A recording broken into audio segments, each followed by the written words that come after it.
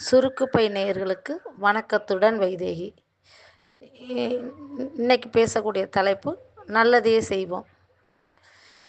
ஒரு டெய்லர், அவர் நல்லா அழகாக வாங்கின புது கத்திரிக்கோல் நல்லா பளபளன்னு இருக்குது.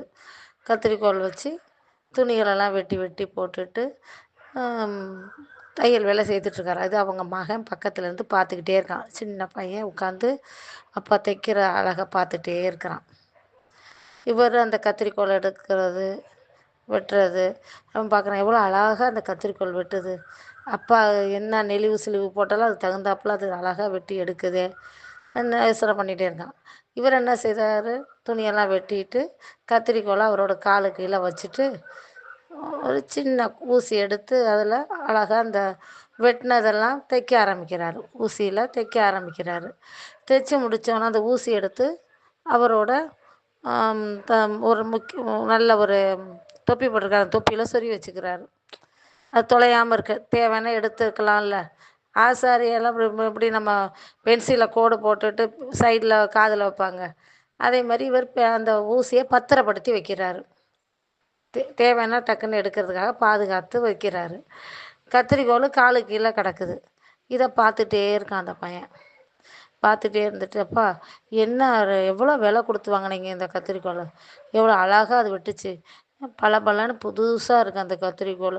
அதை தூக்கி வெட்டிட்டு உங்கள் காலுக்கிட்ட தூக்கி போட்டிருக்கிறீங்க. இந்த மலிவான ஊசி, இந்த இந்த ஊசி வந்து கிடைக்கும், ஈஸியாக கிடைக்கும்.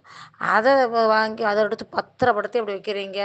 அந்த புதுசாக வாங்கின கத்திரிக்கோலை தூக்கி கீழே போட்டிருக்கிறீங்களேப்பா, என்னப்பா அப்படி சொல்லி கேட்குறான்.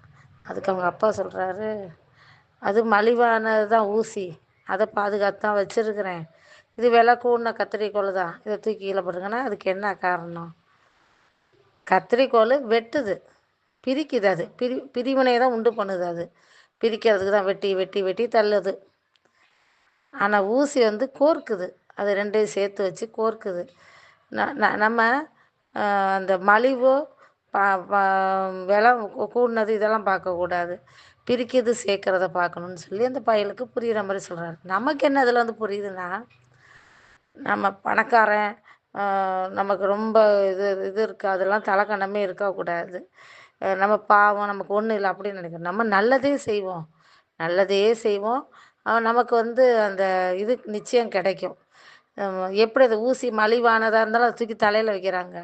நம்ம நல்லது நினைக்கணும், நல்லது செய்யணும். 4 பேருக்கு நம்மளை எல்லோரும் நினைப்பாங்க. அது உருவத்தை வச்சியோ பணத்தை வச்சியோ யாரும் யாரையும் மதிப்பிட மாட்டாங்க.